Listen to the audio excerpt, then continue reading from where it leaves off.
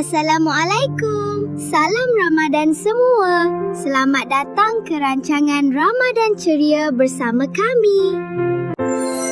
Hari ini Mayam nak cerita tajuk best. Memburu malam Lailatul Qadar.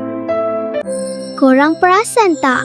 Sekarang kita dah masuk 10 malam terakhir Ramadan.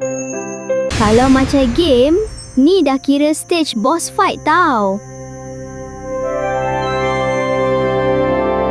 Sebab kita tengah cari malam Lailatul Qadar, malam paling special dalam dunia. Kalau kita buat ibadah malam tu je, pahala dia lebih baik daripada 1000 bulan. Lebih kurang macam 83 tahun tau. Memang power. Sebab tu kita kena jadi hunter. Lailatul Qadar. Jom kawan-kawan. Nabi pesan cari malam ni pada malam ganjil. Malam-malam magic tu. Macam malam 21, 23, 25, 27 dan 29.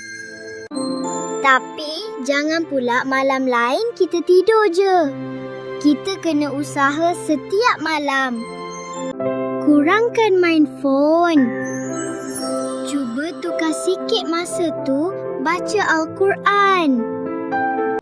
Tarawih jangan ponteng. Kalau penat, buat 8 rakaat pun okey. Selalu baca doa ni. Allahumma innaka afuwun tuhibul afwa fa'afu anni. Okey kawan-kawan, jangan sampai Ramadan habis baru kita menyesal. Jumpa lagi korang. Okey semua, jumpa lagi nanti ya. Jangan lupa like, subscribe dan share banyak-banyak. Assalamualaikum dan salam Ramadan.